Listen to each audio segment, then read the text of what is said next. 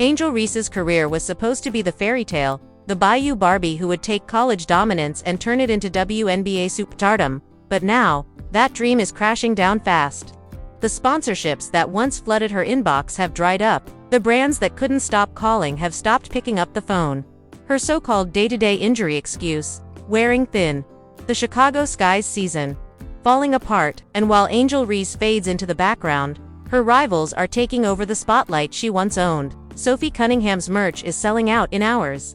Caitlin Clark's every move turns into a viral headline, and the one-time face of women's basketball, she's suddenly missing from the moment. The same media she once used to build her empire is now tearing it apart, headline by headline, clip by clip. Insiders are saying the sponsors are panicking.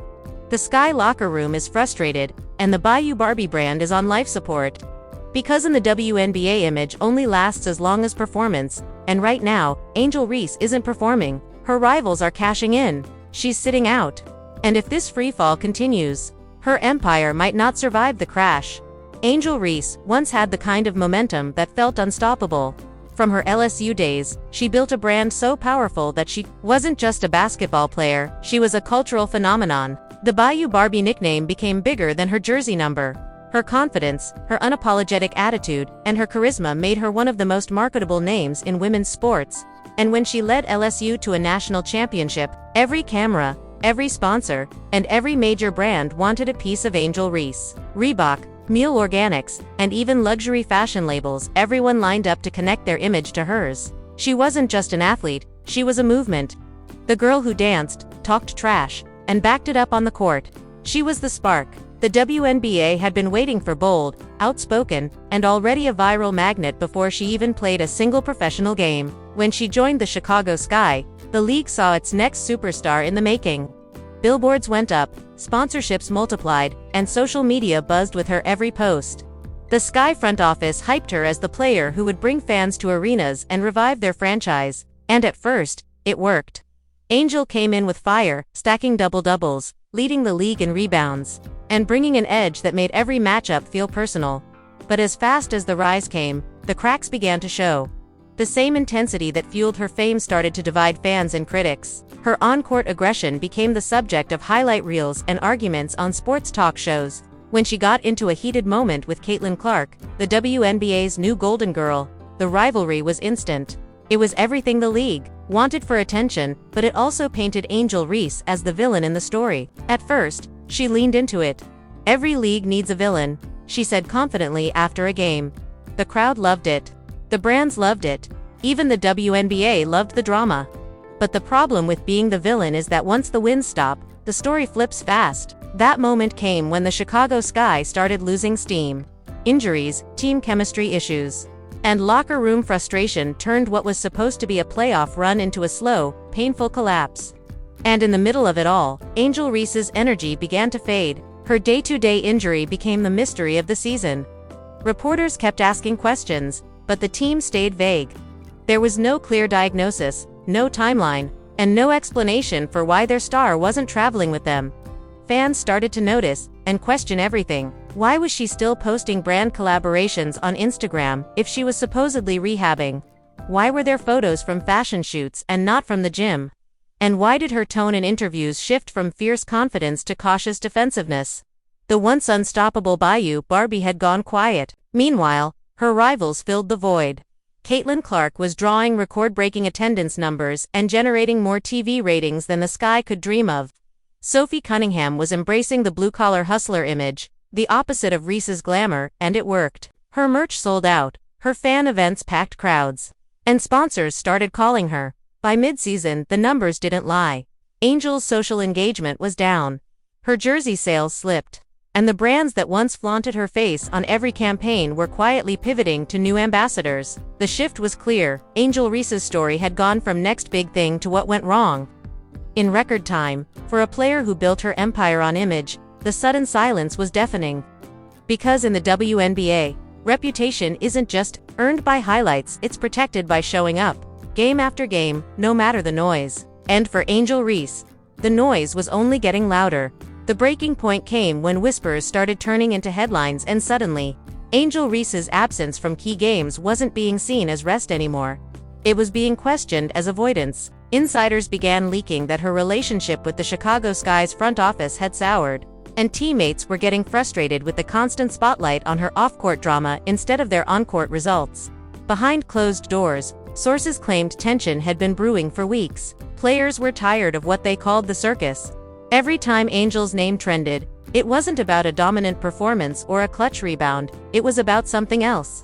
A viral comment, a media feud, a cryptic social post. The focus shifted from basketball to brand maintenance, and the Sky, who were once built around her image, started feeling the weight of that distraction.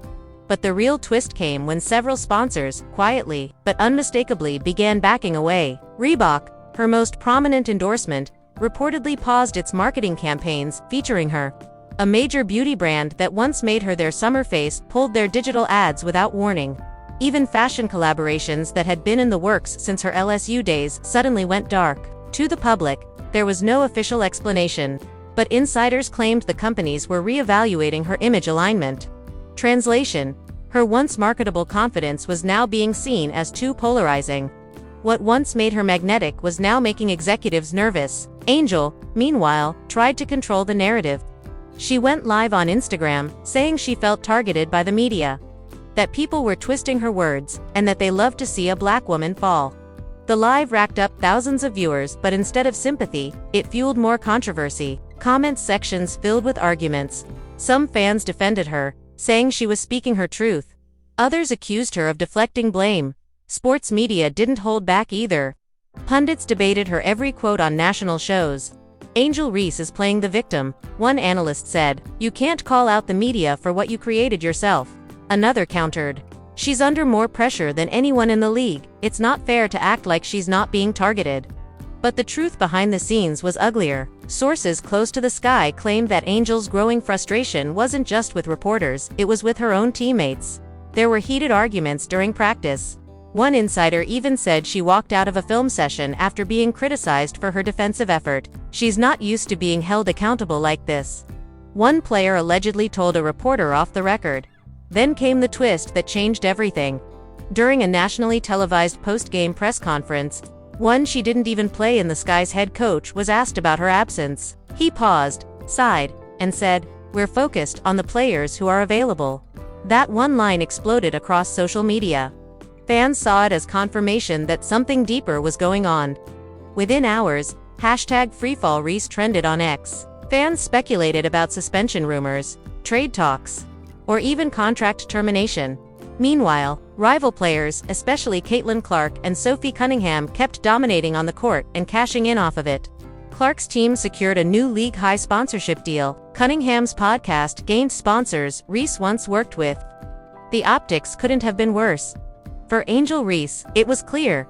The game she once controlled was slipping away from her hands, and for the first time in her career. She wasn't sure how to take it back. If Angel Reese thought things couldn't get worse, the next few weeks proved her wrong. The story went from bad press to a full-on PR disaster. Reporters began digging deep, uncovering documents, brand statements, and even leaked emails that painted a picture of total collapse behind the scenes. The first bombshell came from a sports business outlet claiming that at least two of Angel's sponsorship partners had frozen pending payments due to what they called brand image instability. That phrase spread like wildfire. Within hours, news outlets from ESPN to TMZ picked it up. Fans started asking why a player with such star power could suddenly become a marketing liability. Then, a leaked report hit social media, allegedly from a PR insider who claimed Angel's team was struggling to find new deals because brands don't know which version of her they're getting. The glamorous, confident college superstar, or the defensive, media-fighting professional who seemed to have a new controversy every month. That's when the narrative completely flipped. Angel wasn't just being criticized for her play, she was now being questioned as a brand. The same personality that once made her the face of NIL success was now being framed as the reason for her downfall. In a shocking twist, one of her former marketing reps even spoke anonymously to a podcast, saying, "Angel's a phenomenal athlete, but every brand conversation ends with the same question: is she controllable?" The word controllable lit up social media. Fans accused companies of trying to silence strong female athletes, while others argued that Angel's public rants and defensive attitude were driving sponsors away by choice, not chance.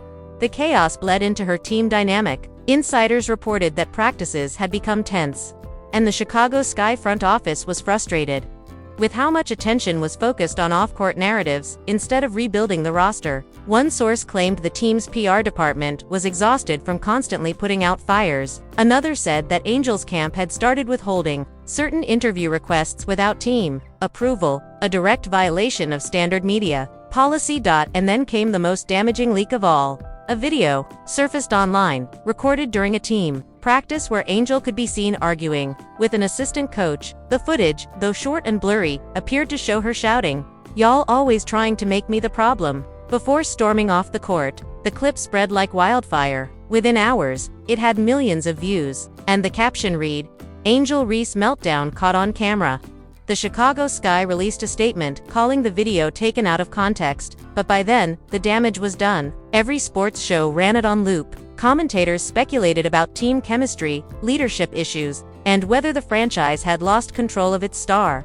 The most shocking part, though, came from a leaked text exchange allegedly between two WNBA marketing executives. In it, one exec wrote, "She's radioactive right now. Every brand wants distance until she cleans up her image." For Angel, it was the ultimate betrayal. Someone from inside the industry, maybe even someone she trusted, was feeding the narrative that she was untouchable in the worst way possible. She tried to respond the only way she knew how, through social media. Late one night, she posted, "They've been preying on my downfall, but I'm not done yet." The post got hundreds of thousands of likes, but the comments told another story. Some fans begged her to stay strong, others told her to take accountability. The split was complete. Her fan base was divided, her team was crumbling, her sponsors were vanishing, and now, with every new headline, Angel Reese's story wasn't just about basketball anymore. It was about survival in a league and an industry that had already moved on without her.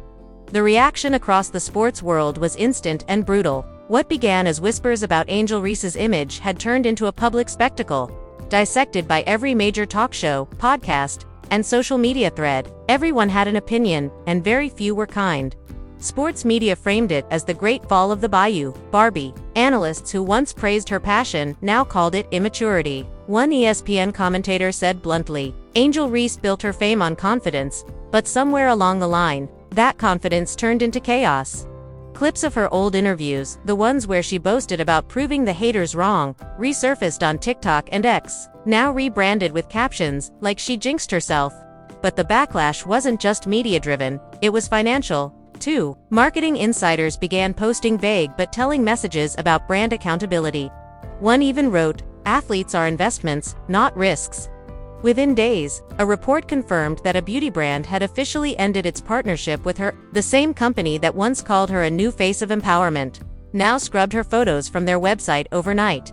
Meanwhile, her rivals were thriving. Caitlin Clark's name was everywhere. Nike ads, TV commercials, interviews. Sophie Cunningham was doubling down on her no-drama image, positioning herself as the hardworking alternative to Angel's chaos. Commentators started calling them the two paths of modern women's basketball, one representing stability, the other controversy. Fans took sides online, creating a digital battlefield that split the WNBA community. Supporters of Angel argued that the league and the media were exploiting her downfall, pointing out the double standards faced by outspoken black women in sports. If Caitlin said half the things Angel did, they'd call her confident, not cocky. One viral tweet read, racking up hundreds of thousands of likes. But the other side wasn't buying it. They accused her of playing the victim. "You can't call out everyone else when you're the one lighting the matches," wrote another fan under one of her posts. The divide grew deeper each day. Inside the league, executives were nervous. Angel Reese had been a major selling point for the WNBA's 2024 marketing push. Her face was on posters, promos, and even all-star merch. Now, every brand attached to her was reconsidering their position. An anonymous league insider told a reporter, "She's still one of our biggest draws, but there's real concern about her long-term image. The volatility scares sponsors." Even players began to distance themselves. During post-game interviews, when asked about Angel, many responded with polite, short answers. One star reportedly told a journalist, off the record, "I'm not trying to get dragged into that mess." The message was clear. Angel Reese was standing alone. The girl who once brought swagger and star power to women's basketball had become the lightning rod for every uncomfortable conversation about fame, ego, and accountability. And yet, amid the chaos, one thing was undeniable: people still couldn't stop talking about her. Every downfall clip, every quote, every silence, it all fueled the fire. Because whether they loved her or hated her, everyone was watching to see if Angel Reese could rise again, or if this was truly the end of her story. Just when everyone thought Angel Reese had hit rock bottom, a shocking twist sent the basketball world into chaos again, late one Friday night. A leaked internal report began circulating across social media, and it claimed that one of Angel's biggest sponsors hadn't just paused their deal with her, they had terminated it outright. The reason? Repeated image conflicts and negative media impact.